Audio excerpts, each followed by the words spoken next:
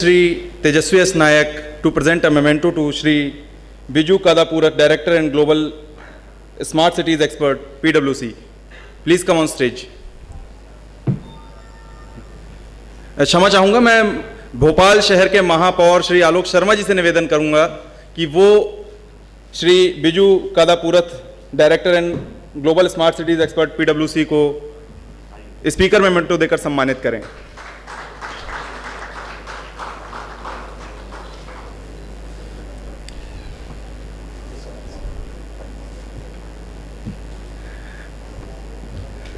आपको बताते हुए हर्ष हो रहा है कि हमारे बीच में भोपाल के सांसद श्री आलोक संजर जी मौजूद हैं।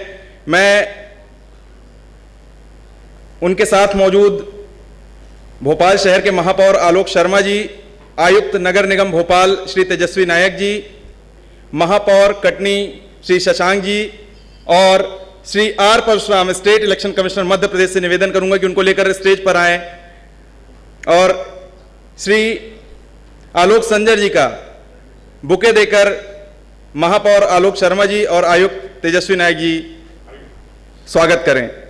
जोरदार तालियों के साथ स्वागत करें श्री आलोक संजर, सांसद भोपाल।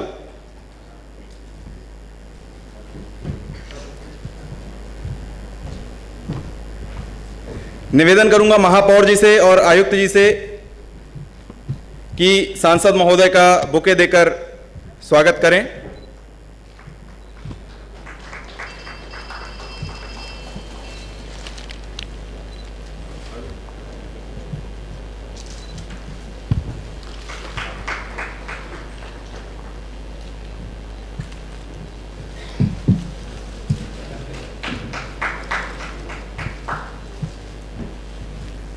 स्वागत कार्यक्रम के बाद अब मैं बुलाना चाहूंगा Shri R Parashuram ji, state election commissioner Madhya Pradesh, for his address on road ahead for building smart cities. Shri Parashuram जी।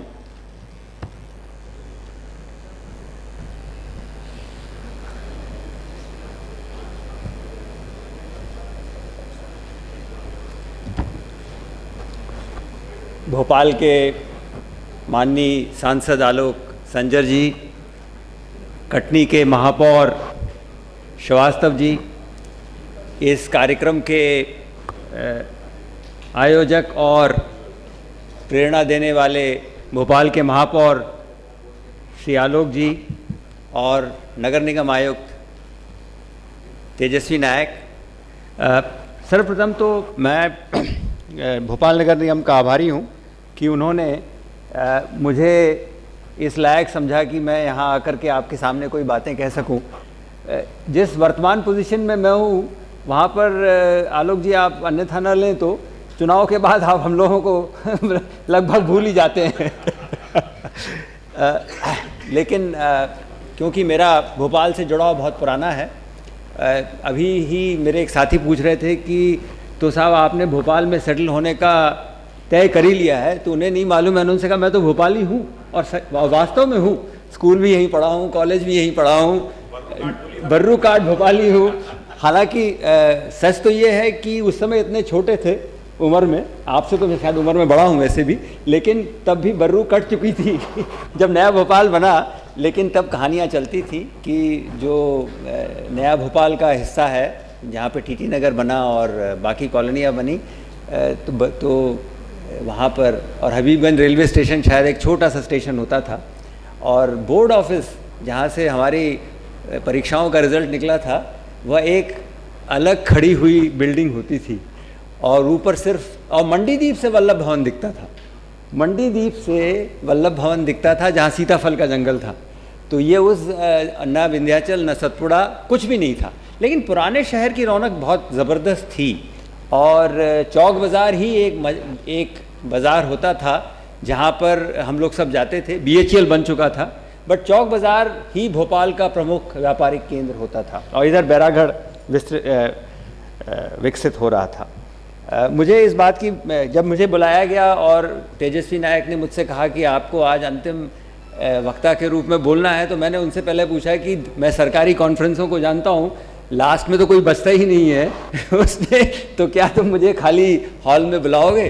तो उन्होंने मुझे आश्वासन दिया, और मैं सच बोल रहा हूँ या झूठ, उनकी हिम्मत नहीं है कि वो कह सकेंगे कि, तो उन्होंने कहा कि नहीं कोई नहीं रहेगा, तब भी मेयर साहब और मैं तो रहेंगे ही तो मेरे लिए वो काफ़ी है, क्योंकि आलोक जी, माननीय सांसद जी, आप मानेंगे कि किसी भी प्रयास में किसी भी नगर के लिए महापौर का और वहाँ के नगर निगम आयुक्त का पूरी तरह से जुड़ना अपने आप में एक बहुत बड़ी चीज़ होती है, उसके बिना ये संभव ही नहीं है। और उनकी पूरी टीम भी इसलिए जो उनके साथ जुड़ी हुई है उस आयोजन के लिए वे बधाई के पात्र हैं। मुझे इस बात की भी विशेष खुशी है कि कटनी के मेयर साहब ने भी ये समझा कि, और मैं समझता हूँ कि उनके लिए तो माननीय प्रधानमंत्री जी ने जो कार्यक्रम चालू किया है उसमें अब और भी चुनौतियों का सामना करना पड़ा है, क्योंकि पहले साथ में ना आने के बाद भी आपने कहा मैं जाऊँगा इस कॉन्फ्रेंस में और इस कॉन्फ्रेंस को अटेंड करूँगा और बाकियों को बताऊँगा कि हमारा शहर भी जो है वो पीछे नहीं छूटने वाला है। ये अपने आप में एक बहुत ही यूनिक स्कीम है, इसके बारे में मुझे ना कुछ कहने की ज़रूरत है, और शायद और क्योंकि कोई पिछले 2 दिन से इसमें बहुत गहन इस पर विचार हुआ है। मैं स्वयं आज सुबह से यहाँ पर बैठा इसीलिए रहा कि मुझे भी बहुत कुछ सीखने का मौका मिल सकता था। It's also something which is worth noting is that most of the people in this hall right now are experts, and I know why. Therefore, those whom we inside the government call as consultants, why are they such big experts? Because I think you guys are the best listeners that anyone can have, because you really listen to what is required when you go to a place or a conference and give it your fullest of attention and time, and then in the end probably that's why we all come back to you again and again and again to give us a product which can sell in Delhi, at least in this context. In the case of smart cities, I think some very new energies have been unleashed by the Prime Minister and the Government of India, in which the whole country is today agog with excitement and participation, and this excitement is palpable. इसे महसूस किया जा सकता है। अभी जब शहरों की रैंकिंग ऑल इंडिया निकली, और हर रैंकिंग को हम लोग एक कंस्ट्रक्टिव वे में लेना चाहते हैं, हम इसमें कोई कम या ज़्यादा नहीं होता है, लेकिन अपनी कमियों को पहचानना कमज़ोरी नहीं है, अपनी कमियों को पहचानना शक्ति का परिचायक है कि हम अपने मन में ऐसी तमन्ना रखते हैं कि हम बेहतर कर सकें।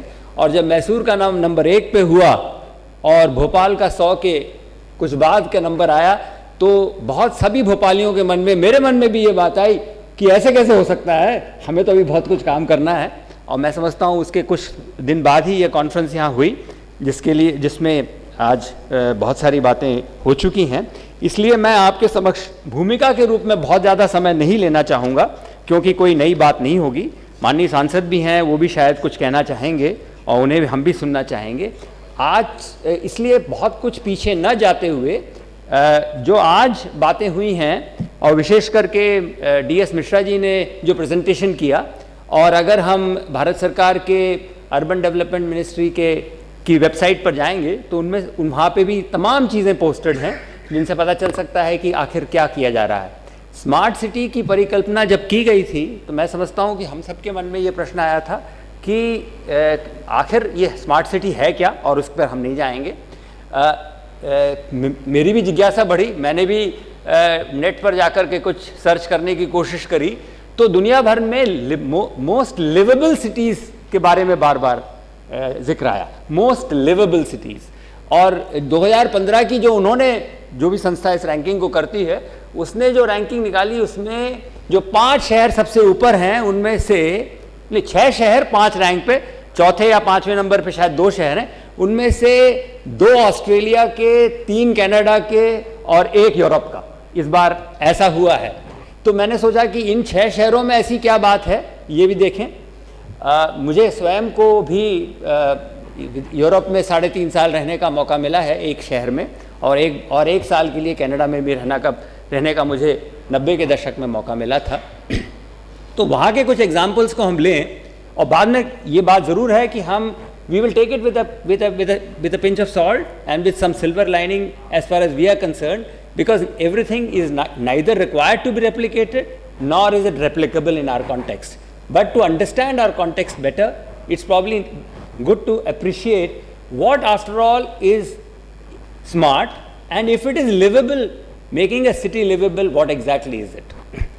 माननीय महापौर जी, मैं रोम में जब रहता था तो, और जब रहने पहुंचा तो सबसे बड़ी बात जो मुझे समझ में आई ट्रांसपोर्टेशन की, वो ये है कि एक टिकट खरीद लो और अगले 75 मिनट तक जिस मोड में आपको कहीं से इधर से उधर जाना हो तो आप जा सकते हैं, चाहे वो ट्रैम हो, चाहे वो बस हो और चाहे वो मेट्रो हो। हाँ, एक बार मेट्रो में यात्रा हो गई तो टिकट दोबारा लेना उससे नहीं जाकर, क्योंकि वो वहाँ का सिस्टम ये था कि वो टिकट को सक इन कर लेता था जब बाहर निकलते थे। लेकिन 75 मिनट तक, और 75 मिनट में सारे शहर में कहाँ से कहाँ नहीं पहुँचा जा सकता। जिस दफ्तर में मैं काम करता था उस दफ्तर में लोग 100 सवा 100 किलोमीटर से सफ़र करते तो कहते हम तो 1 घंटे में दफ्तर आ जाते हैं। शहर के अंदर रहने वालों को भले 30 से 40 मिनट लग जाए, बाहर से आने वाले 1 घंटे में आ जाते थे। और जो अभी कुछ वक्ताओं ने कहा था आज कि इससे ये होता है, और सुबह माननीय मंत्री जी ने भी, उमाशंकर जी ने भी इस बात को एम्फसाइज किया था कि क्या मैं दूर रह करके शहर में काम कर सकता हूं और लौट के भी जा सकता हूं।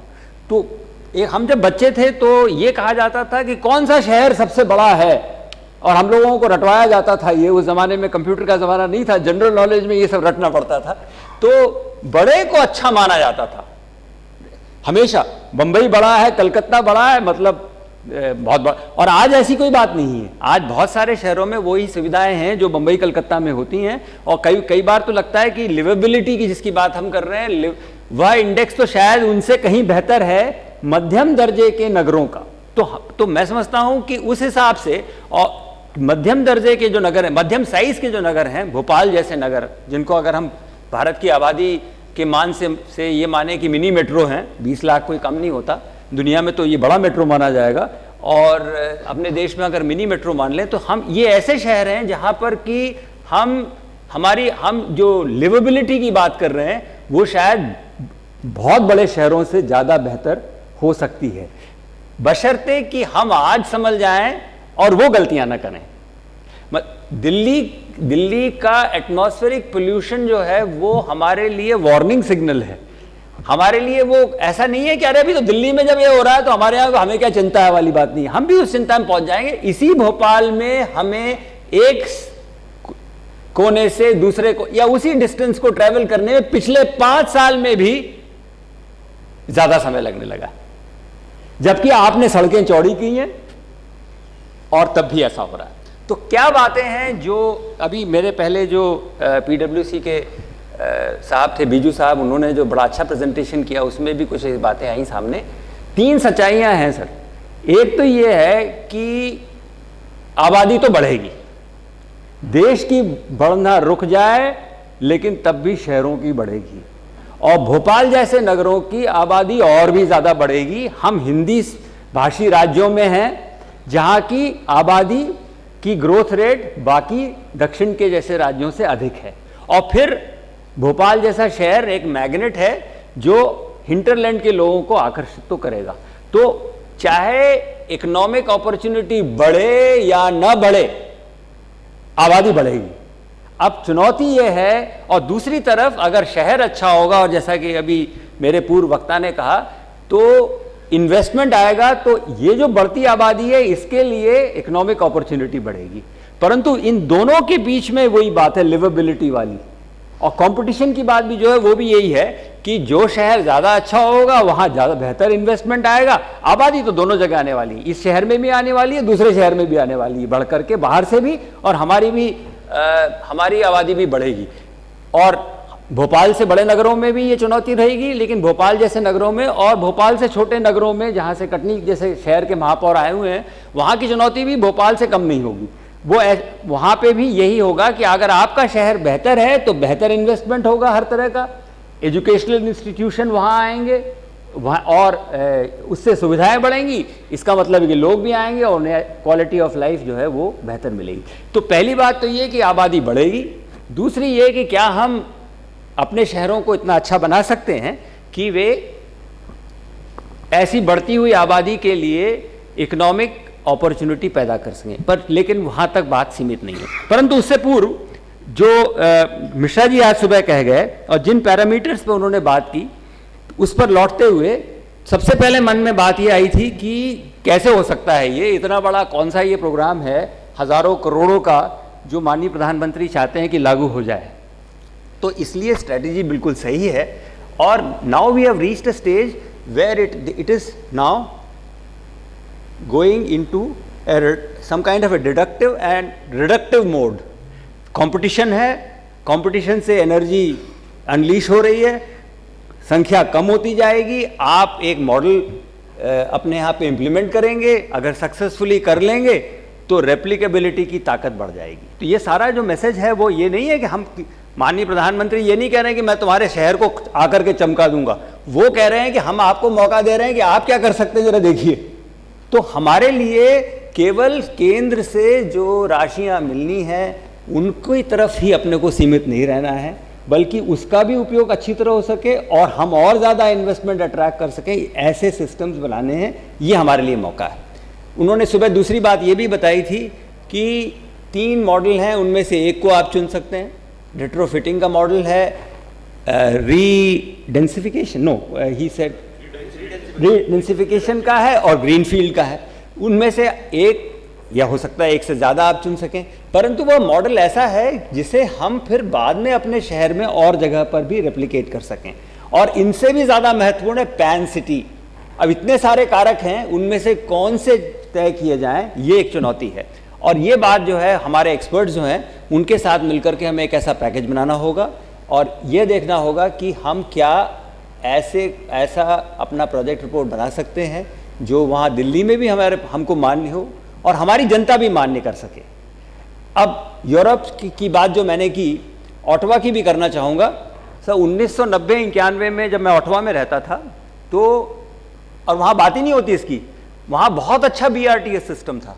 और उस समय वहाँ उस शहर ने निर्णय लिया कि हम मेट्रो नहीं बनाएंगे क्योंकि मेट्रो में इन्वेस्टमेंट बहुत ज़्यादा है और BRTS में बहुत कम है, और बहुत ही सुविधा युक्त बस सर्विस चलती थी। तो ऐसी बातें हमारे शहर की क्या हो सकती हैं, हमें किसी की नकल की ज़रूरत नहीं है, टेक्नोलॉजी उपलब्ध है, एक्सपर्ट्स उपलब्ध हैं, हम क्या चूज़ कर सकते हैं, ये हमें तब शायद देखने की आवश्यकता है। मैं क्षमा चाहूँगा, मैंने बहुत सारे नोट्स लिख लिए, तो इनमें से कुछ बातें मैं आपके सामने रखना, तो मैं 11 बातें आपके सामने रखना चाहता हूँ। उनमें से पहली तो शायद मैं कह चुका हूँ कि शहर में भीड़ बढ़ेगी, और यह ऐसी भीड़ बढ़ेगी जो कि शायद यूरोप में ऐसी चुनौती बहुत छोटे स्तर पर उनके लिए 18वीं सदी में इंडस्ट्रियल रेवोल्यूशन के टाइम पे आया था, जब अर्बनाइजेशन शुरू हुआ 19वीं सदी में, 18 और फिर 19 में। लेकिन हमारे लिए इट इज एवर प्रेजेंट। तो उस चुनौती को क्या करें, नंबर 1। दूसरा ये कि हम आगे ये क्या, तो ऐसा करते समय हमें इस बात का ध्यान रखना होगा कि smart city upper middle class और मिडिल क्लास के लिए केवल नहीं है। हम कहीं ऐसा ना हो जाए कि जिस तबके के हम लोग यहाँ बैठे हैं हम अपने ही बारे में, अपने जैसी लोगों की चिंताओं से तक सीमित हो जाएं। उस मामले में जो जनप्रतिनिधि होते हैं वो ज़्यादा सजग होते हैं, और यह एक अच्छी बात है क्योंकि हमारे शहरों में सबसे ज़्यादा संख्या लोगों की इकोनॉमिक लैडर में नीचे जो लोग हैं, कम या ज़्यादा मैं नहीं कह रहा हूँ, इकोनॉमिक लैडर में जो नीचे लोग हैं उनकी संख्या बहुत ज़्यादा है। तो कोई भी, और मैं समझता हूँ दिल्ली में भी इस बात को अप्रिशिएट किया जाएगा कि हम जो अपना प्रोजेक्ट बना रहे हैं उसमें अपने शहर में ऐसे लोगों के लिए भी क्या बेहतर होने जा रहा है, इस बारे में सोल्यूशन हम या प्रपोजल हम अपने उसमें अंगीकार कर रहे हैं। IT is not an end in itself. IT is only a technology, a facilitator and a golden opportunity which has come our way in the 21st century to help us find solutions. But it's not an end in itself. A smartphone in my pocket is not an end in itself. What we need to see is that how does it serve my purpose? and therefore, and this has to go down to that 70 or 80% of the population in the city. And that is the kind of people who are also going to migrate into the city. The number of people migrating into the city will be at that level of education, educational qualification and attainments. Those are the people who will come. They are the people, and we also don't want jobless growth. हमें jobless growth नहीं चाहिए. हमें लोगों को, हमारी राज्य सरकार को भी इस बात की चिंता रहती है, ग्रामीण क्षेत्रों में भी और शहरी क्षेत्रों में भी, कि लोगों को एम्प्लॉयमेंट, सेल्फ एम्प्लॉयमेंट या वेज एम्प्लॉयमेंट मिलते रहना चाहिए, और ऐसे लोग ही ज़्यादा आएंगे. तो सबसे पहली बात तो यह है कि सबसे बड़ी इस डेमोग्राफिक्स की तरफ ध्यान देने की हमेशा ज़रूरत होगी, और हमारी प्लानिंग में हमें डेमोग्राफिक्स को बिल्कुल भी इग्नोर नहीं करना है अपनी प्रायोरिटी सेटिंग में. कोई भी सिटी स्मार्ट नहीं हो सकती अगर सिर्फ स्मार्ट लोगों को और स्मार्ट बना दिया जाए. स्मार्ट इस तरह से, कोई भी लड़का गरीब तबके का आज अपने आप को कम स्मार्ट नहीं समझता. तो smart not in that sense, smart in the sense that in the restrictive use of the word. No, we don't want better offs to become further better off. We want everyone to catch up. That is the challenge. So what do we do? The second and major important point, sir, जो कि शायद दिल्ली का काम नहीं, हमारा है राज्य में, वो है supply and management of land. हमारे शहरों की ज़मीनों के बारे में की व्यवस्थापन और उसका जो प्रबंधन है वह बेहतर कैसे हो, तभी सारे प्रोजेक्ट सपोर्ट हो पाएंगे.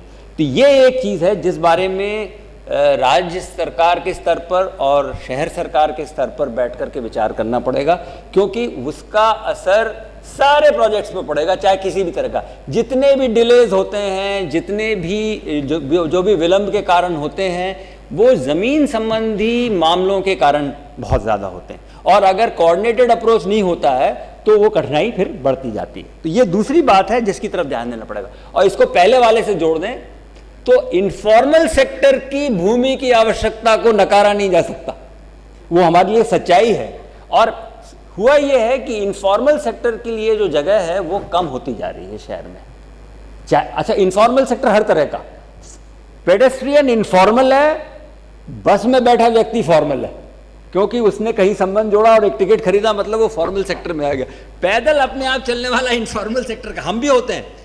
इसी शहर में और मध्य प्रदेश के हर शहर में पेडेस्ट्रियन के लिए सुविधाएं कम होती जा रही. गाड़ी में बैठा आदमी अपने आप को ज़्यादा महत्वपूर्ण समझता है, ये भूल जाता है कि वो भी उतर के उसे भी चलना होता है, और इसीलिए गाड़ी से बैठ के गाड़ी में इसलिए उतरना चाहता है छोटे से छोटे डिस्टेंस को. तो लास्ट माइल कनेक्टिविटी के इश्यूज जो बढ़ते जा रहे हैं वो इसीलिए बढ़ते जा रहे हैं क्योंकि या तो भूमि की उपलब्धता नहीं है. चुनौती कम नहीं है सर, आप रोड चौड़ी करते हैं, प्लानिंग करते हैं, जगह खाली छोड़ते हैं, उस पर आकर के कोई बैठता है तो आप वो भर जाती है. लेकिन वो इसलिए बैठता है कि उसके पास में और कोई विकल्प नहीं है, हमने उसके बैठने की व्यवस्था की नहीं. बाजार बैठकी पहले होती थी, छोटे छोटे गांवों में होती थी, जनपद पंचायतें बाजार बैठकी और ग्राम पंचायतें वसूल करती थी. अब वो सिस्टम ही कोई नहीं रहा. अब कहीं तो अच्छा, वो वहाँ इसलिए नहीं बैठा है कि उसकी हॉबी है, वो वहाँ इसलिए बैठा है कि हम और आप जाकर उससे सब्जी खरीदते हैं, उसकी आजीविका चलती है, हमारे लिए सर्विस प्रोवाइडर है वो. और सड़क चौड़ी हो भी जाए, आज ही के अखबार में बड़ा अच्छा क्लियर पिक्चर आया है कि 8 लेन सड़कों, जहाँ पर 8 लेन चौड़ी सड़कें हैं वो शहर उनसे कम चौड़े सड़कों वाले शहर बेहतर हैं. मेरे ख्याल है भास्कर में है या किसी एक अखबार में, बड़ा अच्छा है वो. और वो हमारे लिए एक चिंता का विषय है कि हम क्या ऐसा कुछ कर सकते हैं कि ट्रांसपोर्टेशन और अवेलेबिलिटी ऑफ स्पेस को इंटीग्रेटेड फैशन में देखें. हम बिल्कुल डिस्कनेक्ट के साथ देखते हैं. और जो विमेन सेफ्टी की बात आप कर रहे थे यहाँ पर कुछ देर पहले, और वो उससे भी वो जुड़ जाता है. तो इस तरह सप्लाई ऑफ लैंड के बारे में और विस्तार में न जाते हुए, ऑक्यूपेशंस इनफॉर्मल सेक्टर के लिए, अभी इनफॉर्मल सेक्टर हमारे प्रदेश नगर के लिए बहुत लंबे समय तक सच्चाई रही होगी. वो ऐसा नहीं होने वाला है कि इनफॉर्मल सेक्टर नहीं रहे, सिर्फ मॉल में ही जाके हम लोग सब सामान खरीदें, ऐसा होने ही वाला नहीं है. तो ऐसे में इनफॉर्मल सेक्टर के लिए भूमि की उपलब्धता और मैनेजमेंट एक बहुत इंपॉर्टेंट पॉइंट होगा. ट्रांसपोर्टेशन की बात मैंने आपके सामने करी ही, इसलिए वो तीसरा मुद्दा था जिस पर लास्ट माइल कनेक्टिविटी पर हमें बहुत ज़्यादा ध्यान देना पड़ेगा. मल्टी मॉडल ट्रांसपोर्ट सिस्टम्स जब भी बनेंगे, असफल नहीं, या क्यों असफल तो नहीं कहूँगा, कम सफल वो इसलिए हो पाते हैं क्योंकि लास्ट माइल कनेक्टिविटी नहीं होती, और लास्ट माइल कनेक्टिविटी नहीं होगी तो हम अपने बच्चे को कहेंगे कि टू व्हीलर उठा के ले जा, क्योंकि इस तरफ और उस तरफ आने जाने में बड़ी कठिनाई होती है। हम मेट्रो या बस का इस्तेमाल इसलिए कम करते हैं क्योंकि लास्ट माइल कनेक्टिविटी नहीं होती, वरना बस में जाने में आपत्ति नहीं होती, लोगों को बड़ी खुशी होती कि बस में गए बिना किसी टेंशन के बैठ गए अगर और उतर गए दूसरी तरफ, पार्किंग में भी जाकर के अपने को स्ट्रगल करने की जरूरत नहीं है, हेलमेट भी लगाने हाथ में लेके, हेलमेट लगाना तो वैसे ही भोपालियों को पसंद नहीं है, लेकिन हेलमेट भी ले लेके फिरे दिन भर, इसलिए तो लास्ट माइल कनेक्टिविटी के इश्यूज को हमें देखने की जरूरत होगी। चौथा, हम विदेशों में जाते हैं, कहते हैं शहर बड़े सुंदर हैं। क्यों है सुंदर? दो बातों के कारण। एक तो ये कि वहां पे उबड़ खाबड़ नहीं दिखता और सब लोग पर कीचड़ नहीं दिखता, और दूसरा है कि सैनिटेशन ठीक है। तो हम जहां भी अपना जिस भाग को हम सुधारें उस भाग को हम फाइनल लेवल तक ले जाने की कोशिश करें, लोगों को इन्वॉल्व भी करें उसमें, लेकिन वो करेंगे तब जाके हम दूसरे एरिया। अभी क्या होता है सर कि हर बार सड़क बनाते हैं, हर बार टूट जाती है। आपका तो सारा ध्यान बारिश यहाँ हुई नहीं कि आपकी परेशानी शुरू हो जाती है, हम लोग सब आपके सर पे सवार हो जाते हैं आकर के, साहब सड़क टूट गई, सड़क टूट गई। तो सड़क तो टूटेगी ही क्योंकि ड्रेनेज ही नहीं है। और हम जो इकोनॉमिकली बेटर स्ट्राटा वाले लोग हैं उनके एरिया की सड़क क्यों टूटती है? क्योंकि हम नालियों को खुद घेरते हैं, ऊंचे ऊंचे रैम बना देते हैं और फिर म्युनिसिपैलिटी को गाली देते हैं। सड़क तोड़ने वाले हम हैं, म्युनिसिपैलिटी को सड़क तोड़ने में मजा नहीं आता, हम करते हैं इसको और उनसे कहते हैं। क्योंकि अगर सड़क ड्रेन है और डामर पे से पानी बहेगा तो सड़क ने तो टूटना ही। मध्य प्रदेश ने तो रिकॉर्ड बनाया है अच्छी सड़कों को बनाने का रूरल एरिया में, तो क्यों नहीं हम अर्बन एरिया में भी ऐसा कर सकते हैं? और जरूर कर सकते हैं। इसलिए तो मैंने, आलोक जी आपको याद होगा कि जब मेरी आपसे पहली मुलाकात हुई तो मैंने कहा था आप बेटर ऑफ एरिया से शुरू करिए काम साहब। हम लोगों के यहाँ पे अगर किसी ने गड़बड़ कर रखी तो पहले वहाँ आए आप, और सड़क के बारे में और ड्रेन के बारे में बेटर ऑफ एरियाज में तो सवाल ही नहीं है कि एक बार सड़क बना दी जाए तो 5 साल तक उसको कुछ करना पड़े, अगर पानी के बहाव को हमने नियंत्रित कर लिया, वरना हम वहीं पे उलझे रहेंगे, आगे कैसे बढ़ेंगे। तो इस तरह से रोड्स की बात मैंने करी, ये एक बहुत इंपॉर्टेंट है। छठवां बिंदु है सोशल लाइफ का। सोशल लाइफ की स्मार्ट सिटी या लिवेबल सिटी के लिए सोशल लाइफ बहुत इंपॉर्टेंट है। अभी सोशल लाइफ प्राइवेटाइज होती जा रही है, हम सब अपने अपने काम में घिरते जा रहे हैं, तो इसलिए उसे वापस लाने की बहुत ज़रूरत है। पुराने समय में और अब भी अगर आप इकोनॉमिकली वीकर सेक्शंस के एरियाज़ में जाएं तो सोशल लाइफ ज़्यादा वाइब्रेंट है। तो ओपन स्पेसेस को कैसे मैनेज करना है शहर में, ये हमें देखने की बड़ी ज़रूरत है। चाहे वो दुर्गा पूजा हो, चाहे वो गणेश चतुर्थी हो, चाहे वो किसी और तरह का आयोजन हो, हमें सोशल लाइफ के लिए जगह छोड़ना अत्यंत आवश्यक है। अब क्योंकि शहर का की आबादी का घनत्व बढ़ जाएगा, ट्रैफिक बढ़ जाता है, तो अगर हम सड़क पर पंडाल लगाते हैं तो आप कहते हैं हटाइए, तो कहाँ जाएं फिर? बाकी जगह कोई छुट्टी नहीं है तो सड़क पर लगाना पड़ता है और फिर मार्ग अवरुद्ध होता है। तो सोशल लाइफ, और इस तरह से सोशल लाइफ को जो है हम प्राइवेटाइज कर रहे हैं, सोशल लाइफ को हम बिल्कुल सीमित कर रहे हैं। इसीलिए हम शायद लैपटॉप और स्मार्टफोन इन पे ज़्यादा जुटे हुए हैं, क्योंकि मिलने जुलने की जगह कम रह गई है। तो उसकी तरफ भी स्मार्ट शहर तो वो है, हमारे लिए स्मार्ट शहर वो है जो हमारे समाज के काम में आए। तो उसमें ये ओपन स्पेसेस में केवल ग्रीन स्पेसेस ओपन स्पेसेस नहीं है, ग्रीन स्पेसेस तो ओपन स्पेसेस हैं ही बड़े, उनकी आवश्यकता है, लेकिन ऐसे भी ओपन स्पेसेस की हमेशा ज़रूरत पड़ेगी जहां पर कि वो ग्रीन भी नहीं हो, ओपन भी हो, एनक्रोच भी नहीं हो और सबके काम आए। It's a tall order, it's not so easy. कहना बहुत आसान है, लेकिन कहीं तो हमें शुरुआत करनी पड़ेगी, और पहले होता था। 7वां बिंदु पॉलिटिकल लाइफ और गवर्नेंस का। गवर्नेंस के बारे में बहुत कुछ कहा गया है, हमारे शहरों में भी बड़ा अच्छा काम हो रहा है, बहुत अच्छे इनिशिएटिव्स हैं, उसके बारे में मैं विस्तार से नहीं जाऊंगा। लेकिन एक बात ज़रूर है, और ये मेरा पर्सनल व्यू है, किसी और का नहीं है, कि 73rd और 74th अमेंडमेंट अभी थोड़ा इनकम्प्लीट रह गया है। हमें शहरी सरकारों को और ग्राम को थोड़ा और एम्पावर करने की ज़रूरत है। तो डिसेंट्रलाइजेशन की तरफ और ज़्यादा बात करना होगा, नहीं तो इफेक्टिवनेस नहीं आएगी डिसीजन मेकिंग में। फिर नहीं तो अभी भी आप देखेंगे कि सारे के सारे कामों में राज्य सरकारों का बड़ा भारी रोल है शहरों में। उसको कैसे विकेंद्रित किया जाए ये अत्यंत आवश्यक है, नहीं तो बड़े डिसीजन जो लेने में, और क्योंकि चुनी हुई सरकारें हैं, इलेक्टेड रिप्रेजेंटेटिव यहाँ भी हैं वहाँ भी हैं, तो उतना ही भरोसा हो, पब्लिक ने तो दोनों पे बराबर भरोसा किया है, तो इसलिए उसको डिसेंट्रलाइज भी करने की ज़रूरत है। कमर्शियल स्पेसेस की बात 8वीं रखी थी मैंने, लेकिन वो उसके बारे में पहले भी कह चुका हूँ कि इनफॉर्मल, अब तो सुप्रीम कोर्ट के कहने के बाद में और सारे हमारे एक्सपर्ट्स और कंसल्टेंट्स जानते हैं, there is an act called the street vendors act which has been notified by Government of India, and someday the Supreme Court will also come down with a ton of bricks on what is being done in pursuance of that act. तो street vendor की जो जिसके बारे में कुछ देर पहले बोल चुका हूँ, तो कमर्शियल स्पेसेस में उनके लिए भी हमें क्या करना पड़ेगा ये देखने की ज़रूरत है। उसके शायद रूल्स अभी नोटिफाई नहीं हुए, लेकिन संसद ने एक्ट बना दिया है। 9वां है sir heritage and inner city renewal. दुनिया भर में मोस्ट लिवेबल सिटीज़ में इनर सिटीज़ के रिन्यूअल की बात जो है वो बहुत इंपॉर्टेंट रही है, क्योंकि जो पुराना भाग होता है शहर का वह आबादी के मान से, घनत्व के मान से ज़्यादा होता है और जगह कम होती है। तो लेकिन दुनिया भर में सोल्यूशन निकाले गए हैं, हमारे लिए भी ये चुनौती होगी। कटनी शहर में भी बड़े तंग गलियाँ हैं, भोपाल या सागर या जबलपुर से कम नहीं, आपके यहाँ बहुत तंग गलियाँ हैं। तो इनर सिटी के बारे में हमें देखना पड़ेगा, और हेरिटेज के बारे में तो खैर कहने की ज़रूरत ही नहीं है। भोपाल जैसे शहर में बहुत कुछ अभी करना बाकी है, और उसको भी हम लोग एक मैग्नेट के रूप में इस्तेमाल कर सकते हैं। 10वीं बात ओपन और ग्रीन स्पेसेस की है, जिसके बारे में मैंने थोड़ी चर्चा पहले भी कर ली थी। भोपाल की सुंदरता ग्रीन स्पेसेस के कारण है। भोपाल के को लीफी लेक सिटी एक बार एक दिल्ली के अखबार ने लिखा, मैं बड़ा खुश हुआ। दिल्ली में था उस दिन मैं अभी 3-1 साल पहले, और पढ़ा कि in that leafy lake city, तो बड़ा अच्छा लगा कि लीफी मतलब खूब पत्तियां हैं, पौधे हैं, चारों तरफ हैं। तो इस चीज़ को लेकिन हमें अपनी बाहर की कॉलोनियों में भी और ले जाने की ज़रूरत है।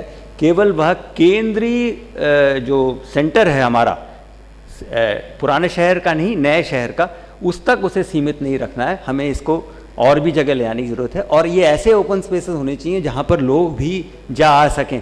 केवल सिटी फॉरेस्ट नहीं बनाना है, हमें उन्हें लोगों के लिए खुला भी छोड़ना पड़ेगा। और 11वां जो जिस बारे में उमाशंकर जी ने भी आज सुबह बात की थी कि हिंटरलैंड को नहीं भूल सकते हम। आसपास के नगर और गांव, और मध्य प्रदेश सरकार की सोच बहुत अच्छी है। कल मुख्यमंत्री जी ने भी कहा कि स्मार्ट विलेजेस की तरफ ध्यान देंगे, तो वो आसपास के नगर और गांवों के साथ में भोपाल जैसे शहर का जो इंटरेक्शन है, आज भी हज़ारों लोग सीहोर से, विदिशा से, होशंगाबाद से और तमाम जगहों से आकर के काम करके लौट जाते हैं। तो हमें अपने डिज़ाइन में इस बात को भी रखना पड़ेगा कि माइग्रेंट पॉपुलेशन आएगी और वापस जाएगी, तो हमारे डिज़ाइन में किसी भी स्मार्ट सिटी के ये भी हमें देखने की ज़रूरत होगी। और 12वें और अंतिम पॉइंट ये है कि ये सब बना करके अब शायद बहुत कुछ हम लोग एनालिसिस कर चुके हैं, बहुत सारा डाटा इकट्ठा हो चुका है। चुनौती ये है कि एक तरफ जहां हम दिल्ली में अपने लिए प्रोजेक्ट सबमिट करें, दूसरी तरफ उससे प्रेरित होकर के हम अपने यहाँ भी कुछ ऐसे प्रोग्राम चालू करें जिससे कि शहर का वातावरण और शहर के लोग भी पार्टिसिपेशन में महसूस कर सकें। ये नहीं हो कि कोई एक एरिया का रीडेंसिफिकेशन ले लिया गया तो सिर्फ वही क्षेत्र है तो सारा बाकी शहर छूट जाएगा। तो पैन सिटी कंपोनेंट्स की तरफ हमें ध्यान देने की बड़ी ज़रूरत होगी। एक बहुत अच्छी बात जो आज के प्रेजेंटेशंस में आई थी वो ये भी था कि लो रिसोर्स यूज़ कैसे आजमाया जाए। और लो रिसोर्स यूज़ हर तरह का, किस तरह का कि more out of every rupee, more out of every litre of water. क्योंकि पानी महंगा है, आप हमें बहुत सस्ते में पानी देते हैं, मुझे कहने में कोई वो नहीं कि पानी बिल्कुल आप मुफ्त में देते हैं हम लोगों को और हम खूब बिगाड़ते हैं उसको तो more out of every litre of water is extremely important, क्योंकि जो पानी आप लाते हैं वह महंगा है, सस्ता नहीं है। और हम सब जानते हैं जो सरकार में रहते हैं कि इंदौर शहर से पूछिए बताएगा कि आपको पानी कितना महंगा है, और भोपाल शहर का भी ये कोई कम हाल नहीं है।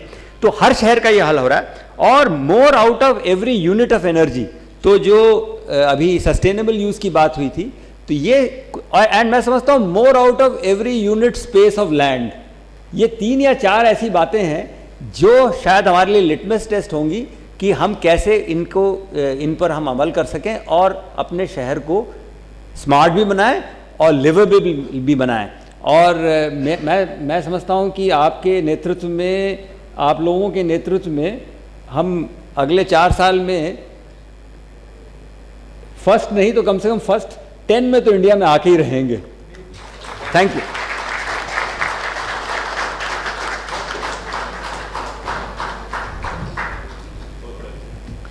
Thank you so much, Shri R. Parasuram sir, State Election Commissioner, for defining various components of smart cities from all possible angles.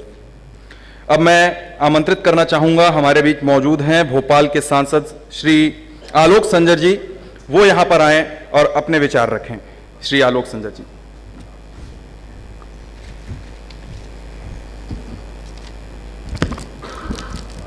Bhagavat कथा के बाद सत्यनारायण की कथा आप सुनिए। इतना बढ़िया संबोधन आदरणीय हमारे निर्वाचन आयोग के आयुक्त आर परशुराम ने जी दिया। मैं साधुवाद करता हूँ, हम लोग को बहुत कुछ सीखने को भी मिला। यहाँ उपस्थित भोपाल शहर के सम्माननीय महापौर आलोक शर्मा जी, कटनी शहर से पधारे हमारे महापौर आदरणीय शशांक श्रीवास्तव जी, और नायक तेजस्वी हो तो फिर क्या कहने। और आलोक नायक हैं हमारे और तेजस्वी नायक हमारे कमिश्नर हैं आदरणीय तेजस्वी नायक जी। और लाइट से संबंधित यहाँ पे 3 दिन की जो कॉन्फ्रेंस हुई, देश के हमारे बहुत ही मर्मज्ञ अधिकारी अन्य प्रदेशों से भी पधारे और हमारे भोपाल हमारे प्रदेश के भी अधिकारी यहाँ उपस्थित हैं। आप सबका राजा भोज की नगरी, झीलों के शहर, और बल्कि अभी जो आपने नया नाम दिया लीफ लेक सिटी, आप सबका हार्दिक स्वागत करता हूँ। स्मार्ट सिटी के संदर्भ में लगातार अभी आपने 2 दिवसीय चिंतन मनन किया, मंथन किया, और हम कैसे स्मार्ट रहें, हमारे शहर कैसे स्मार्ट बने। और हमारा सौभाग्य कि ये जो चिंतन मंथन हो रहा है भोपाल शहर में हो रहा है, और भोपाल शहर हमारा कैसे स्मार्ट बने। वैसे मैं कह सकता हूँ कि भोपाल हमारा स्मार्ट है, लेकिन इसको और स्मार्ट कैसे बनाया जाए। मैं कह सकता हूँ कि जहाँ चाह होती है वहाँ राह होती है, और भोपाल में चाह है।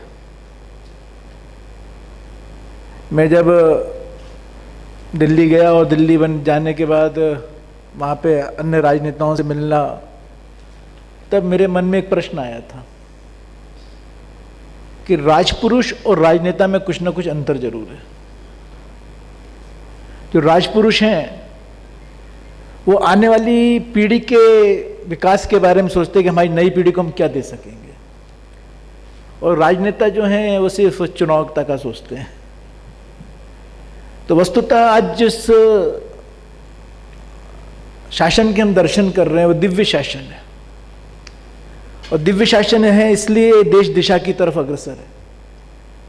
और दिशा में ही हम कहें तो दी से दिव्य और शासे शासन, और इसलिए देश दिशा की तरफ अग्रसर हो रहा है। वस्तुतः एक छोटा सा एक उदाहरण मैं आपके सामने देता हूँ। एक छोटी सी स्टोरी थी, जब बच्चे थे तब छोटे थे तब हमने सुनी थी। कोई भी काम हम यदि करते हैं, यदि हम एक स्मार्ट सिटी की बात ही कर रहे हैं, तो सबसे पहले समय का हमको सदुपयोग करना आना चाहिए। यदि हम समय का सदुपयोग नहीं कर पाए तो मैं एक आपको उदाहरण देता हूं। माननीय अटल बिहारी वाजपेयी जी देश के प्रधानमंत्री थे और इन्होंने एक योजना रिवर इंटरलिंकिंग की लाए थे। अब योजना के संदर्भ में यदि अपन विचार करें, गहराई में जाएं, तो हमको बहुत कुछ दिखता है कि कहीं बाढ़ आ रही है और कहीं सूखा पड़ रहा है। लेकिन यदि नदियों को आपस में जोड़ दिया जाता तो जहां बाढ़ आ रही है वहां धनहानि भी हो रही है, जनहानि भी हो रही है। लेकिन उसी पानी को हम वहां उस सूखाग्रस्त इलाके में भेजते तो वो क्षेत्र भी सूखा नहीं रहता, वहां के लोगों को भी जल मिलता और यहां भी बाढ़ नहीं आती। मैंने समय के सदुपयोग की बात इसलिए की कि सरकार जब अटल जी की चली गई उसके बाद वो योजना भी चली गई। नई सरकार आती है, नई सरकार अपने ढंग से काम करती है, अपनी योजनाएं लेकर आती है। तो हमको तो मानना चाहिए कि हमको जितना समय मिला, इस समय में हमने जो योजना बनाई है उसमें हम पूर्ण रूप से सफल हों और उस योजना को हम इम्प्लीमेंट कर सकें। मैं जो कहानी आपको सुनाने वाला था वो ये थी कि बचपन में हम छोटे थे तब हमें सुनाई थी कि एक राजा था और उसका कोई उत्तराधिकारी नहीं था। तो वो चिंतित हुआ कि अब मैं आयुषीण हो रहा हूं और मेरे बाद मेरे राज का राजा कौन होगा। तो उसको चिंता हुई, तो उसने अपने महामंत्रियों को सबको बुलाया, पूछा कि भाई ये बड़ी एक चिंता का विषय मेरे सामने है कि मेरे बाद मेरे राज का राजा कौन। तो उसमें एक ने सलाह दी, एक काम करो आप कि आप डुंडुबी पिटवा दो। पुराने ज़माने में डुंडुबी पिटवाई जाती थी। आप पूरे राज में सूचना भिजवा दो कि मैं 1 वर्ष के लिए राजा बनाऊंगा, और जो राजा बनेगा वो 1 वर्ष के लिए बनेगा, और 1 वर्ष के बाद नदी के उस पार जो बीहड़ है वहाँ छोड़ दिया जाएगा, वहाँ जंगली जानवर हैं, अवश्य मृत्यु भाग जो उसको प्राप्त होगी। तो एक बुजुर्ग थे, बहुत बीमार भी थे, उन्होंने कहा कि जीवन का अंतिम समय है, 1 वर्ष के लिए राजा ही बन जाओ। वो राजा बन गए। समय अपने गति से चलता रहा और वर्ष पूरा हो गया, उनकी मृत्यु नहीं आई। अब जब उनको कहा गया कि आपको नदी के उस पार बीहड़ में छोड़ना है तो बहुत रोए। ऐसे करते 2-3 लोगों ने अपने प्राण गंवाए, लेकिन एक बहुत समझदार नवयुवक था, उसने कहा मैं राजा बनूंगा। तो परिवार वालों ने भी, समाज के लोगों ने भी और राजा ने भी, सबने कहा कि बेटा तुम्हारी आयु बहुत कम है और 1 वर्ष पता नहीं कैसे निकल जाता है, कितने लोग जा चुके हैं बीहड़ में, मृत्यु को प्राप्त हो चुके हैं, क्यों तुम मृत्यु को आमंत्रण दे रहे हो। उसने कहा नहीं, मैं तो राजा बनूंगा। वो राजा बन गया। समय वैसे ही पूरा हुआ। सैनिक गए उसको लेने के लिए, तो पहले से ही जाके अपने राजसी वस्त्र उतारकर अपने जो वस्त्र पहनकर आया तो पहनकर खड़ा था, और जाके स्वयं नाव में जाकर बैठ गया कि मुझे अब बीहड़ में, उस नाव नदी के उस पार बीहड़ में जाना है। राजा भी चिंतित हुआ कि अभी तक तो जितने लोग थे पहले, उनको तो पकड़ पकड़ के वो रोते गाते जाते थे, ये हंसते हंसते जा रहा है, कोई ना कोई कारण जरूर है। तो उसको वापस राजमहल बुलाया और उससे पूछा, तो उसने बहुत सुंदर बात कही। उसने कहा जैसे ही मैं राजा बना, बिना किसी 1 मिनट को गंवाए मैंने अपने राज्य के सभी अधिकारियों को बुलाया और फिर मैंने वहां पर बीहड़ में उनको भेजा और मैंने उनसे कहा कि वो स्थान देख कर आओ कि जहां पर एक छोटी सी नगरी बस सकती हो। और अविलंब मैंने उन बीहड़ को वहां पर साफ करवाया और वहां पर मैंने शौचालय बनवाए, मैंने वहां पर विद्यालय बनवाए, वहां पर मैंने अस्पताल बनवाए, वहां पर मैंने छोटी सी नगरी बना दी, चारों तरफ मैंने बारबेड वायर फेंसिंग करा दी और एक छोटी सी नगरी बन गई। मेरे कोई चिंता नहीं है, मैं वहां कर आ जाऊं। तो वही मैं आज कह रहा हूं कि माननीय प्रधानमंत्री जी ने शायद ये कहानी सुनी होगी और इसलिए उन्होंने जो बात कही आदर्श ग्राम की और आज स्मार्ट सिटीज की, हमको समय का सदुपयोग करना आना चाहिए। हमारे पास अब अभी जैसा कि आदरणीय आर परशुराम जी बता रहे थे कि पैसे की कमी नहीं रहने वाली है, लेकिन समय के साथ साथ उस पैसे का हमको सदुपयोग करना आना चाहिए। तो निश्चित रूप से ये आज हमारी जो 3 दिवसीय कॉन्फ्रेंस हुई है ये सार्थक होगी और मुझे पूर्ण विश्वास है कि अकेले स्मार्ट सिटी में क्या क्या होना, आपने 12 पॉइंट्स बताए, वाकई हम विचार करें, यदि गहराई से सोचें। आज कल रात को मैं टेलीविजन पे देख रहा था, न्यूज़ सुन रहा था, नोएडा का एक क्लिपिंग्स आ रहे थे, वो उन्होंने जो कैमरे लगा रखे हैं चौराहे पे, उससे उन्होंने क्लिपिंग्स निकाली थी। लगातार वहां पर एक्सीडेंट्स हो रहे हैं, 6 लेन 8 लेन वहां पर भी बना दी गई है, लेकिन कर्व्स हैं, वो एक्सीडेंट जोन बन गए। लोग इतने स्पीड से आ रहे हैं कि अब जब तक टर्न होते हैं उसका पता पड़ता है कि उनको अपने प्राणों से हाथ धोना पड़ता है। तो हम क्या देना चाहते हैं समाज को? मैं एक आपको उदाहरण देता हूं। एक 1500 स्क्वायर फीट का प्लाट है और उस व्यक्ति ने उसको बनाया और उसने कोई आर्किटेक्चर से बात नहीं करी, बिना योजना के उसने उसको मकान को बनाया और उतना ही पैसा लगा। लेकिन दूसरा व्यक्ति जो उसका पड़ोसी, उसने ही 1500 स्क्वायर फीट में जो मकान बनाया, उसने पूरी चिंतन मनन करने के बाद, बहुत विचार करने के बाद कि कहाँ किचन होना चाहिए, कहाँ लेट बाथ होना चाहिए, क्या वास्तु है, और प्लानिंग से उसने बनाया, उतने ही पैसे में उसने मकान बनाया। अब दोनों को हम यदि सामने देखेंगे तो आपको समझ में आ जाएगा कि कौन सा मकान अच्छा है। हमको योजना जो बनानी है बहुत ढंग से बनानी है। बिल्कुल ठीक आप बात कह रहे थे कि हम सड़कें बना देते हैं और सड़कें बनाने के बाद मालूम पड़ता है कि बाद में हम नालियां बनाते हैं, बाद में हम इलेक्ट्रिक पोल खड़े करते हैं। यदि हमने प्लानिंग यदि हमने करी, सारा पैसा जो हमारा है, जनता की गाड़ी कमाई है, जो टैक्स के माध्यम से हमारे पास बजट बनकर आता है, जो हमारी निधि बनती है, यदि हमने प्लानिंग करी, खास तौर पे मैं बधाई देना चाहता हूं वैसे हमारे महापौर जी को, भोपाल के महापौर जी को। वो पार्षद भी रह चुके, मैं पार्षद भी रहा। अन्य प्रदेश से, जो देश से हमारे लोग आए, मैं उनको बताना चाहता हूँ कि उस ज़माने में मेरे पिताजी ने मुझको बोला कि मेरे को चौक लेके चलो, मेरे को संगमरमर की गलियाँ देखनी है। मैं स्पेशली उन्हें दिखाने लाया, मेरे को भी लगा कि ये संगमरमर की गलियाँ कैसे बन गई, संगमरमर तो घर पे लगता है, लेकिन गलियों में संगमरमर के टुकड़े थे। उस पर उन्होंने, जैसा कि घर में हम लोग करा के, उसके बाद जो लोग भोपाल के लोग बैठे उनको याद होगा, और आज भी भोपाल में संगमरमर गलियां जानी जाती हैं। योजना बनाकर काम करा और एक नया काम खड़ा करा तो लोगों ने, भोपाल के लोग आकर देखने लगे। तो निश्चित रूप से एक योजना बनाकर, हमारा सौभाग्य कि आलोक जी हमारे महापौर जी हैं और शशांक श्रीवास्तव जी भी हमारे युवा महापौर हैं। आप लोग योजना बनाकर काम करेंगे तो निश्चित रूप से हमारे शहर को और समाज को लाभ मिलेगा। और जैसे कि अभी आपने बताया कि मंडीदीप, सीहोर, बैरसिया, रायसेन, यह सही है कि लोग भोपाल आते हैं और भोपाल से उन्हें कोई मतलब नहीं होता। वो अपना काम धंधा करते हैं, बाजार करते हैं और अपने अपने घर वापस चले जाते हैं, उनको भोपाल से कोई प्रेम नहीं है। या मैं एक उदाहरण आपको और देता हूँ। एक किराए का मकान है, उसमें मैं रह रहा हूँ और मेरी पत्नी को कैलेंडर टांगना है, तो मैं बिस्तर पे बैठे देखूंगा, वो कहीं भी उठाकर एक कील ठोकेगी, मैं उसको मना नहीं करने वाला। मेरा बेटा ड्राइंग बनाएगा उसके दीवार के ऊपर, मैं मना नहीं करने वाला। लेकिन मैंने अपने पसीने की कमाई से मकान बनाया और यदि मेरी पत्नी उसमें दीवार में कील ठोकेगी, मैं रोको भाई क्या बात है, मुझे बताओ ना, मैं ड्रिल मशीन वाले को बुला के उस पूरे नाप के सेंटर में लगवा दूंगा।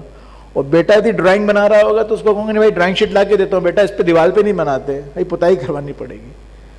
तो अपना तो जहां तक नहीं आएगा, मेरा शहर अपना शहर, मेरा प्रदेश अपना प्रदेश, और मेरी देश मेरा देश, ये भाव यदि हमारे बीच में आ गया तो निश्चित रूप से, बिल्कुल आपने ठीक कहा कि सबसे पहले हमको स्वयं को स्मार्ट बनना पड़ेगा, और हम स्मार्ट बन गए तो हमारा शहर, हमारा प्रदेश, हमारा देश स्मार्ट बनेगा। मंडीदीप से लोग आते थे, हमें याद है हम छोटे थे तो लोग बोलते थे कि मंडीदीप जा रहे हैं, शाम तक आते हैं। और आजकल आप रुको बस 10 मिनट में लौट के आते हैं। डिस्टेंस में कोई कमी नहीं आई है, लेकिन समय बहुत तेज हो गया है, फास्ट चल रहा है। तो लोगों के पास आज व्हीकल्स हो गए हैं, बड़ी बड़ी गाड़ियां हो गई हैं, लेकिन मेरा अपना मानना है कि ये शहर, इसको बचाए रखने की बहुत आवश्यकता है। और निश्चित रूप से आज ये जो 3 दिवसीय आपने यहाँ समुद्र मंथन किया है और यहाँ जो अमृत मिला है, इससे मेरा भोपाल ही नहीं, मेरा प्रदेश ही नहीं, मेरा देश लाभान्वित होने वाला है। प्रधानमंत्री जी का जो स्वप्न है वो स्वप्न पूरा होने जरूर होगा, निश्चित रूप से होगा। ये पुराने लोग कहा करते थे, हिल मिलकर सब कीजिए काज, हारे जीते आए न लाज। हम हिल मिलकर यदि सब काम करेंगे, क्योंकि मैंने जैसा कि कहा कि आप कह रहे थे ना कि हम चुनाव तक आपको याद रखते उसके बाद भूल जाते हैं। हमें भी पता है कि जब तक हम सांसद हैं तब तक हमको लोग याद रखेंगे, उसको हमको ही भूल जाएंगे। जब तक जनप्रतिनिधि तब तक हमको याद किया जाता है, लेकिन इस कार्यकाल में जो हम कर कर छोड़ कर जाएंगे, इस कार्यकाल में जो हम समाज को कुछ देकर जाएंगे, वस्तुतः समाज की भी परिभाषा बहुत सुंदर है। समाज की उत्पत्ति हुई है सभ्य मानव जगत से, और सभ्य मानव जगत अर्थात 3 शब्द, सभ्य मानव जगत, और तीनों के प्रथम अक्षर को इकट्ठा कर दे, अलग अलग कर दे तो सभ्य का सा, मानव का मा और जगत का जा, फिर तीनों को आप जोड़ दे तो समाज बनता है। इस सभ्य मानव जगत के बीच में समाज हम खड़ा कर सके तो निश्चित रूप से ये हमारी ये कॉन्फ्रेंस सार्थक होगी। आप सब लोगों ने मुझे ध्यान से सुना, आलोक भाई ने मुझे यहाँ बुलाया। कल मैं दिल्ली में था, मेरी इच्छा थी, लेकिन कल दिल्ली में भी यही मीटिंग थी, तो कल मैं अर्बन की मीटिंग में वहाँ पे था। क्योंकि अभी भी नया मैं अर्बन में जोड़ा गया हूँ, अर्बन कमेटी में। अभी मैं हेल्थ में था, कल ही मैं पहली बार मीटिंग में गया, और भी बहुत सारी बातें वहाँ हमको सीखने को मिलेंगी और आगे भी मिलेंगी। बहुत बहुत धन्यवाद। भारत माता की जय, वंदे मातरम।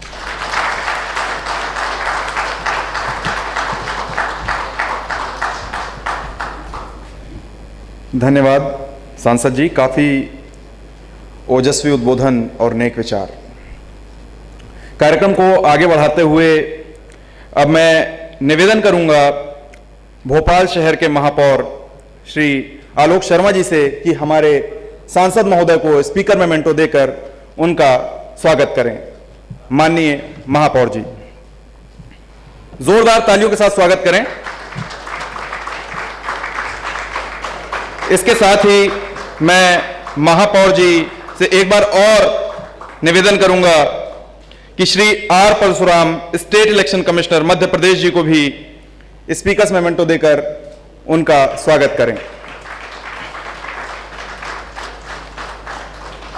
चूंकि अब हम कार्यक्रम के आखिरी पड़ाव पर आ चुके हैं, इस कॉन्फ्रेंस के समापन समारोह पर मैं पूरे सम्मान के साथ महापौर श्री आलोक शर्मा जी को आभार प्रदर्शन के लिए आमंत्रित करता हूं। श्री आलोक शर्मा जी।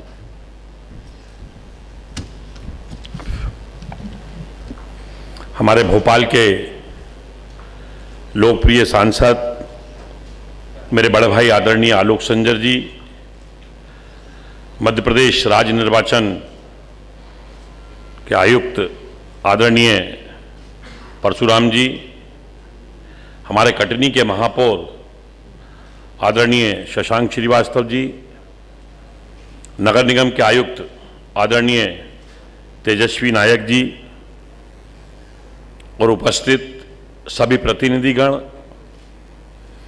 वास्तव में भोपाल की जनता ने मुझे एक जनप्रतिनिधि के रूप में भोपाल शहर को सजाने और संवारने की जवाबदारी दी। भोपाल की जनता ने मुझे बड़े उम्मीद और विश्वास के साथ भोपाल के प्रथम नागरिक के रूप में नहीं, भोपाल के महापौर के रूप में नहीं, भोपाल के प्रथम सेवक के रूप में चुनकर भोपाल की नगर निगम में पहुंचाया है। वास्तव में हम सब लोग राजनीतिक क्षेत्र से आते हैं। राजनीतिक क्षेत्र में हम सब लोग इसलिए आए कि राजनीतिक क्षेत्र के माध्यम से वास्तव में हम समाज की सेवा करें। समाज के वो व्यक्ति जो समाज की अंतिम से अंतिम पंक्ति के व्यक्ति हैं, वास्तव में उनकी आंखों के अगर हमने आंसू पोंछ लिए तो वास्तव में हमने भगवान की सेवा कर ली। इस संकल्प को लेकर हम सब लोग राजनीति में आए हैं। मैं इस अवसर पर भोपाल की जनता जनार्दन को भी बहुत बहुत धन्यवाद देना चाहता हूं कि भोपाल की जनता ने भोपाल के लोकसभा चुनाव में एक बार नहीं भाई साहब, 2 बार नहीं, 3 बार नहीं, 4 बार नहीं, 5 बार नहीं, 6 बार नहीं, 7वीं बार भी हमारे सांसद के रूप में भारतीय जनता पार्टी को आशीर्वाद दिया। भोपाल की जनता यहां पर रुकी नहीं है। भोपाल की जनता ने कहा आप तो सांसद लीजिए। भोपाल की 7 विधानसभाओं में से 6 विधानसभाओं के ऊपर हमारे जनप्रतिनिधि के रूप में हमारी पार्टी को आशीर्वाद दिया। इसके बाद भी भोपाल की जनता पीछे नहीं रहने वाली। हम जनता के बीच में फिर गए और पिछले नगर निगम के जो चुनाव हुए थे, उस नगर निगम चुनाव में भोपाल की जनता ने हमको महापौर तो दिया, महापौर परिषद तो दी, पर नगर निगम की परिषद हमको नहीं मिल पाई। बहुत से प्रस्ताव विकास के आते थे, वो राजनीति के कारणों के कारण प्रस्ताव पारित नहीं हो पाते थे। भोपाल की जनता को लगा कि अब वास्तव में राजनीति नहीं होना चाहिए, डेवलपमेंट होना चाहिए, विकास होना चाहिए। तो पूरे देश में इस बात के लेकर चर्चा छिड़ी कि वास्तव में कोई भी जनप्रतिनिधि हो जो वास्तव में ग्रास रूट पे काम करेगा, क्या कोई भी पार्टी होगी जो डेवलपमेंट करेगा वही इस देश में राज करेगा, उसी को जनप्रतिनिधि बनाएंगे। आज भोपाल की जनता ने नगर निगम के चुनाव हुए, उन नगर निगम के चुनाव में वास्तव में हमारी भारतीय जनता पार्टी को जिस प्रकार से मैंडेट दिया, जनादेश दिया, भोपाल की जनता ने मुझे, क्योंकि भोपाल का इतिहास रहा है कि यहां पे जो भी महापौर बना है भाई साहब कभी 7,000 से अधिक वोटों से नहीं जीता, चाहे वो कांग्रेस पार्टी का रहा हो, चाहे हमारे भारतीय जनता पार्टी का रहा। पर इस बार भोपाल की जनता ने तय किया और भोपाल की जनता ने आप सबके आशीर्वाद से मुझे 88,000 से अधिक मतों से चुनकर भोपाल की नगर निगम में पहुंचाया। और जनता को उम्मीद थी कि आप जाएं और शहर का विकास करें, पर मुझे ये सब बातें आज इसलिए कहना पड़ी आभार के साथ में कि वास्तव में आज केंद्र में हमारी सरकार है, प्रदेश में हमारी सरकार है, भोपाल में हमारी सिटी गवर्नमेंट हमारी है। कुल मिलाकर तीनों जगह हमारी ही सरकार है। अगर हम विकास काम करना चाहे, ऐसा सुनहरा अवसर मध्य प्रदेश को कभी नहीं मिल सकता, ऐसा सुनहरा अवसर हमारे भोपाल को कभी नहीं मिल सकता। मैं अभी शशांक जी से बात कर रहा था, जितना हम डेवलपमेंट करना चाहें उतना डेवलपमेंट करें, जितना विकास के काम करना चाहें हम उतना विकास के काम करें। वास्तव में आज 5 साल का कार्यकाल हमको मिला है, 6 महीने मेरे कैसे निकल गए मुझे पता नहीं लगा। 4 साल 4 महीने का कार्यकाल बचा है। हम इतने कम समय में बहुत काम करना चाहते हैं, मन में बड़ी तड़प है, क्योंकि भाई साहब वास्तव में मेरा भोपाल में ही जन्म हुआ है, यहीं मैं पैदा हुआ हूं, यहीं मैं बड़ा हुआ हूं, इसलिए भोपाल को बहुत पास से देखा है। अगर भोपाल के बड़े तालाब में पानी बढ़ता है तो मेरी खुशी की कोई सीमा नहीं होती, और भोपाल का बड़ा तालाब सूखता है तो मेरी आंखों में आंसू हो जाते हैं, क्योंकि ये मेरा अपना शहर है। क्योंकि इस भोपाल का भोपाल की जो खूबसूरती है, वास्तव में लोगों को कुल्लू मनाली जाने की आवश्यकता नहीं है। जब भोपाल में बरसात होती है, जब चारों तरफ ग्रीनरी होती है, कल आप घूमने जाने वाले हैं, वास्तव में आपकी तबीयत प्रसन्न होगी कि अब आपको कश्मीर और श्रीनगर और कुल्लू और मनाली नहीं जाना, अगर पास में कहीं नहीं जाना है, अच्छी कहीं कनेक्टिविटी तो हमारे भोपाल में आई है। भोपाल का बड़ा तालाब, भोपाल का छोटा तालाब, भोपाल का नवाब सिद्दीक हसन साहब का तालाब, भोपाल का शाहपुरा का तालाब, भोपाल का लेडिया तालाब, भाई साहब इस शहर की आत्मा है, इस शहर के प्राण है, इस शहर की धरोहर है। इसको सजाना, इसको संवारना, इसको सुरक्षित रखना हम सब नई पीढ़ी के जनप्रतिनिधियों का नैतिक दायित्व है। भगवान ने इस भोपाल शहर को, कुदरत ने इस भोपाल शहर को खुद ही खूबसूरती से इतना नवाजा है, अब तो इसको स्मार्ट सिटी बनाने की आवश्यकता है। उस दिशा में हमारे सभी विधायक, हमारे सम्मानीय सांसद जी, हमारे सभी पार्षद, सब लोग कंधे से कंधा मिलाकर काम कर रहे हैं, सहयोग कर रहे हैं।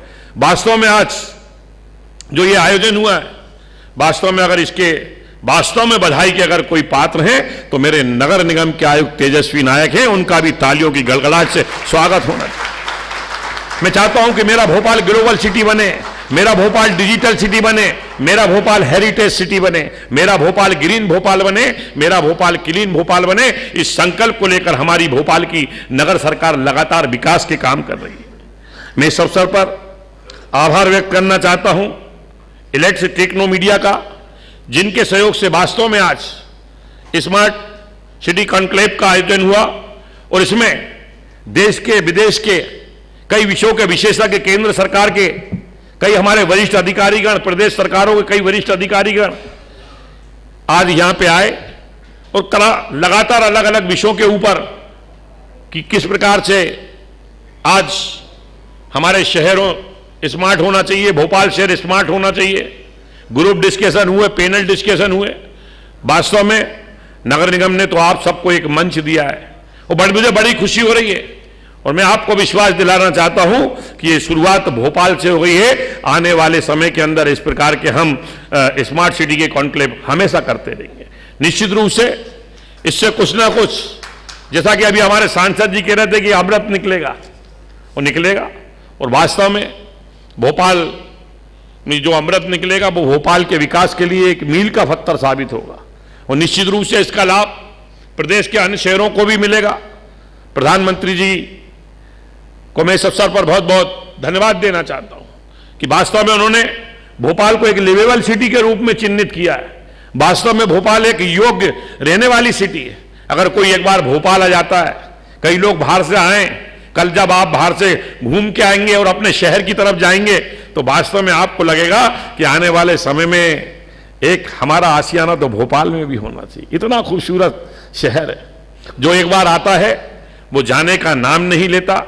भारत सरकार ने जो स्मार्ट सिटी के मापदंड तय किए हैं उसमें नगर सरकार काफी तरीके से गंभीर है, और उन मापदंडों के अनुसार हम उस पर खरा उतर रहे हैं। जो गाइडलाइन दी है उस गाइडलाइन के तहत हमने प्रस्ताव तैयार किए हैं। मैं भाई साहब आपको बताना चाहता हूं कि जो नगर निगम से प्रस्ताव बनकर हमने प्रदेश सरकार की तरफ पहुंचाया तो उसमें हमको 100 में से 93 मार्क्स का स्कोर मिला। उससे हम लोग उत्साहित हैं, और यहाँ पे भी हमारे लिए चुनौती खत्म नहीं हुई है। जब भी अभी बात हो रही थी, बंबई का नाम आता था, कलकत्ता का नाम आता था बड़े शहरों में, भाई साहब अभी बता रहे थे हमारे भोपाल का नाम क्यों नहीं आएगा। इस बात के लिए हम प्रयासरत रहेंगे। हम चाहेंगे कि 100 शहरों का जब प्रस्ताव जाए, उन 100 शहरों में से जब 20 शहर की जो सूची निकले स्मार्ट सिटी में, तो मेरे भोपाल का नाम नंबर 1 के ऊपर होना चाहिए। इस संकल्प को लेकर हम सब लोग काम कर रहे हैं। और उसके लिए जो गाइडलाइन दी है कि गाइडलाइन में ये स्मार्ट सिटी भोपाल बने या कोई भी शहर बने, इसको तय प्रदेश सरकार नहीं करेगी, इसका निर्णय केंद्र सरकार नहीं करेगी, इसका निर्णय हमारे शहर का नेतृत्व करेगा, शहर के जनप्रतिनिधि करेंगे, शहर के सांसद करेंगे, शहर के विधायक करेंगे, शहर के पार्षद करेंगे। सब लोगों से हम चर्चा करेंगे, सब लोगों से हम राय लेंगे। इसमें हमने भी कार्य योजना बनाई है। आने वाले दिनों में हम इसमें भोपाल का जो चेंबर ऑफ कॉमर्स है, बड़ी संस्था है, भोपाल का बार एसोसिएशन है, भोपाल के एनजीओ संगठन है, लायंस क्लब है, लियो क्लब है हमारा, भोपाल के हमारे रहवासी संगठन है, आवासीय जो कॉलोनियों के अध्यक्ष होते हैं, स्कूल के छात्र छात्राएं, उन सब के बीच में हम लोग जाने वाले हैं कि हमारा शहर, हमारा भोपाल किस प्रकार से स्मार्ट हो। उनकी ओपिनियन लेंगे, उनकी राय लेंगे और उनकी राय को समाहित करने के बाद हम प्रस्ताव में और जोड़कर ये पहुंचाएंगे कि ये जो प्रस्ताव बनकर आया है, ये बंद कमरे में बैठकर हमने होटल नूरे सभा में नहीं बनाया, ऐसी हाल में 4 अधिकारियों ने, 4 जनप्रतिनिधियों ने नहीं बनाया है। इस प्रस्ताव को हमने शहर के सभी जनता की राय को हमने ध्यान में रखा है। वास्तव में आने वाले 25 साल बाद का भोपाल कैसा हो, 50 साल बाद हमारा भोपाल क्या है, क्या चुनौती हो, उसके ऊपर हम सब लोग गंभीरता के साथ विचार कर रहे हैं। आज के इस स्मार्ट सिटी कॉन्क्लेव में आप सब पधारे, सारे अधिकारियों ने, केंद्र सरकार के, प्रदेश के हमारे अलग अलग स्टेटों से आए हुए अधिकारियों ने और विषय के एक्सपर्ट ने, जो भोपाल स्मार्ट सिटी बने, प्रदेश के शहर स्मार्ट सिटी बने, उसको लेकर आपने जो अपने विचार दिए हैं, विचारों का आदान प्रदान किया है। निश्चित रूप से आप सबको मैं पुनः भोपाल के प्रथम सेवक के नाते आपका दिल की गहराइयों से बहुत बहुत आभार व्यक्त करता हूं और उम्मीद करता हूं और आपको अभी से ही आमंत्रण देता हूं, अगली बार जो भी स्मार्ट सिटी को लेकर कॉन्क्लेव होगा, चाहे हमारा अमृत योजना को लेकर हो, हाउसिंग फॉर ऑल को लेकर हो, अब ये रुकने वाले नहीं है। हम अलग तरह के इसी प्रकार से इस प्रकार की वर्कशॉप आयोजित करते रहेंगे और उसमें आप सबके विचारों को समाहित करते हुए हम हमारे भोपाल को आगे ले जाएं, जिससे कि आने वाली पीढ़ी ये कहे, जब वास्तव में हमारा भी बुढ़ापा आने वाला है, हम चर्चा करते हैं हंसी मजाक में, जब हम बुजुर्ग हो जाएंगे, आपकी उम्र में जाएंगे, आपसे भी बड़े हो जाएंगे, तो हमारे नाती पोतों के साथ जाएंगे तो वो ये कहेंगे कि हमारे बाबा ने ये उनके समय का शहर से इसका निर्माण कराया था। वास्तव में भाई साहब, आज भोपाल को अगर याद रखा जाता है तो खान शाकिर अली साहब के नाम से याद रखा जाता है। अगर आज भोपाल में विकास की स्क्रिप्ट लिखी जाती है, अगर नाम याद रखा जाता है तो नीलकंठ बुश साहब का नाम रखा जाता है, याद किया जाता है। अगर आज भोपाल के अंदर विकास लोह पुरुष के नाम से अगर किसी को याद रखा जाता है तो बाबूलाल गौर जी को याद रखा जाता है। और आने वाले समय में मेरा प्रयास भी रहेगा कि अगर भोपाल को याद रखा जाए तो आपके बेटे आलोक शर्मा के नाम पे भी याद रखा। इस संकल्प को लेकर हम काम करेंगे। आप सबको बहुत बहुत धन्यवाद।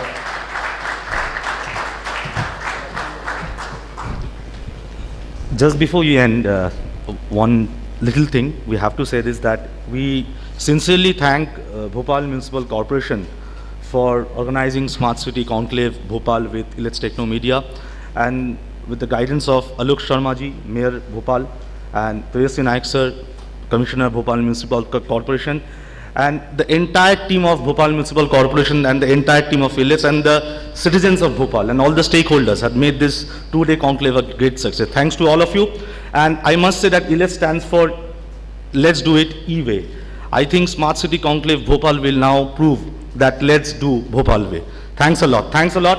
And I like to also thank our partners like Lanyard Partners, CA Technology, Banking Partner, Kotak Mahindra Bank, PSU Partner, Bharat Petroleum, Smart Card Partner, State Bank of India, Skill Partner, ISEC, Smart City Partner, Cisco, Associate Sponsors, Axis Bank, Juniper, Money and Mobile, Exhibitors, ADCC, Shaligram and obviously Airtel, and above all, Bhopal Municipal Corporation for making Smart City Conclave a huge success. I'll just request all of you, if you can join us in the stage for a group photo. All ILETS team, all Bhopal Municipal Corporation team, and all the dignitaries for a group photo. Thanks to you, thanks to all of you.